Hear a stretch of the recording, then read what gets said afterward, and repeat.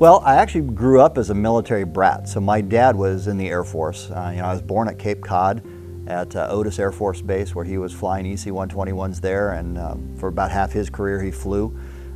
Believe it or not, I actually wanted to join the Navy. I've always had a fascination with ships and everything else, but when it came time for college, I actually had a lot better chance at an Air Force scholarship. Everything you ever chose in life always ends up being something different. It's always kind of fascinating to me. I wanted to fly big airplanes and travel the world. And I ended up flying fighters, and I wanted to fly fighters my whole life, and then all these other things happened. I would have never in a million years guessed I'd be doing what I'd be doing today. Really, I was in Washington, D.C. doing a job, and Michigan advertised. So each of the individual 54 states and territories is unique in how they do business. They're autonomous, they're independent. Michigan advertised for a job for a wing commander. So my job at the time was I was the Inspector General for the Air National Guard.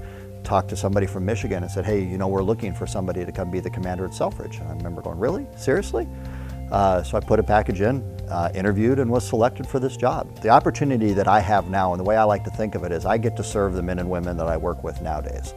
I would have never have guessed this career path, and what I always tell people, the analogy is, the date on my milk carton expired a long time back. I'm serving by grace at this point. My job is to basically help these men and women be as successful as they possibly can. Really, we are the state militia. That's why we're first responders for the governor, like with the Flint water crisis, being able to go help. And that's just one example of domestic operations. But we do the state partnership, and then we do the federal warfighting mission, the deterrence and warfighting mission that we do also. So we have three primary missions that we do in the Guard as part of this constitutionally established state militia of the state of Michigan. Selfridge has a lot of challenges with it just because of the scope and scale of what we do. The diversity, in addition to the 127th Wing, which, we fly tankers and A-10s. So we're one of the largest Air National Guard wings in the United States.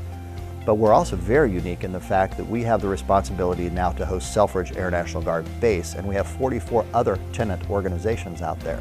So we kind of play the mothership to this installation. One of the strengths of all this is the fact that the cooperative spirit that we have, this intergovernmental model of how we should actually function.